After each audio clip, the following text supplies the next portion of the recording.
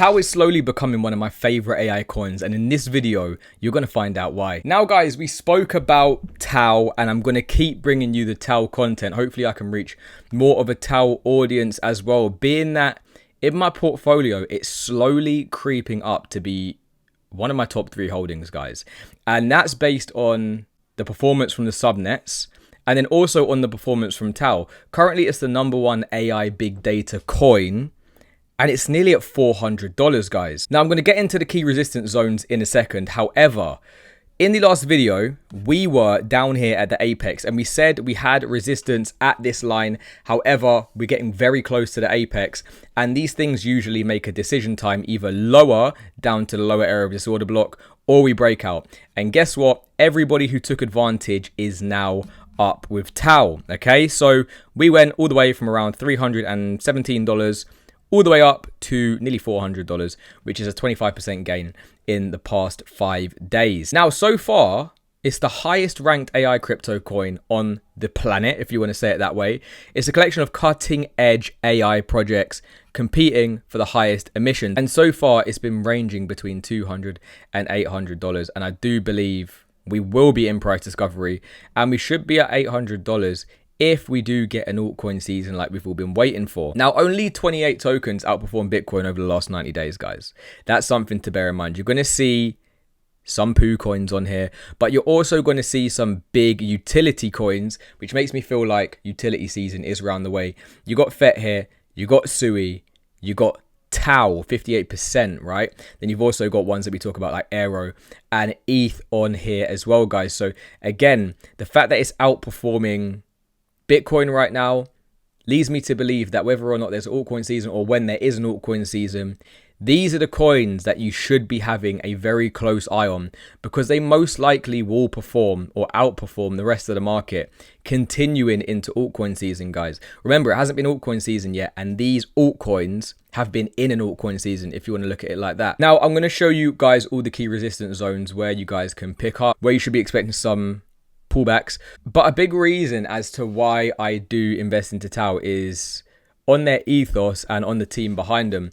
And currently, Barry Silbert bets big on AI and blockchain with Bittensor, and he's going to be the new CEO of Yuma, which is a new DCG company focused on incubating and building new businesses within Bittensor's decentralized ecosystem. And again, that's basically what subnets are. So when I'm saying subnets, if this like going over your head, they're basically sort of like subsectors of Bittensor that are adding to the ecosystem to then make Bittensor even more valuable, guys. He said he believes it could be as transformative as Bitcoin. Remember, is following the tokenomics and ethos of Bitcoin. No insider coins, no pre-allocations, right? You mine it and you can hold, you can buy whatever you want. It's going to operate as an accelerator for startups looking to explore Bittensor and an incubator to partner up and build subnets. So he basically just wants to put more time into making Bittensor even better.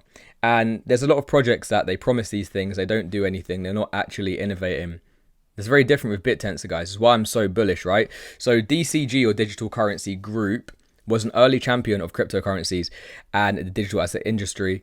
It's now turning its attention to AI, but not any AI, a decentralized version that drives the Bittensor ecosystem. Now, he's an entrepreneur, investor, and founder of multiple businesses, including Grayscale Investments and DCG. You guys would have heard of Grayscale many times before. His background in investment banking and entrepreneurial success in TradFi meant he was influential when he entered the crypto space in 2015, 10 years ago. And the firm Genesis has been financially insolvent since the collapse of 2022. However, Grayscale Investments seems poised to make history as the issuer of the first spot Bitcoin ETF. And you guys already know how that one went. So again, I'm not going to bore you. I mean, he's a billionaire, 3.2 billion.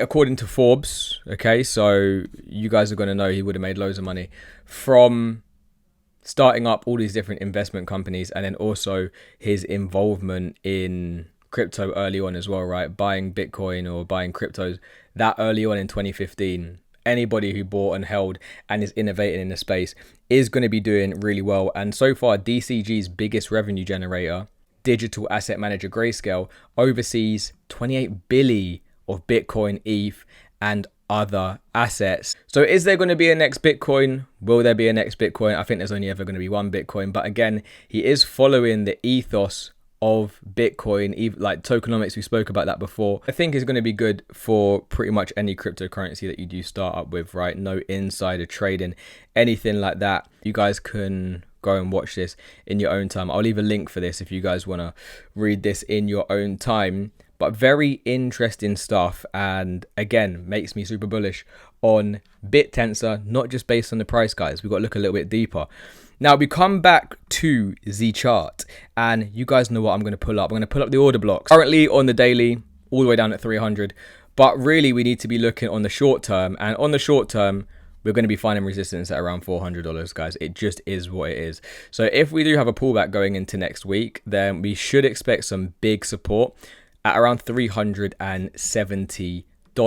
If you go to the 4 hour, again, we got a little bit lower as well. So if we fall through that, we got a big support at $340. Do I think we're going to go that low? I doubt it. I mean, this could just be a range that we're in now.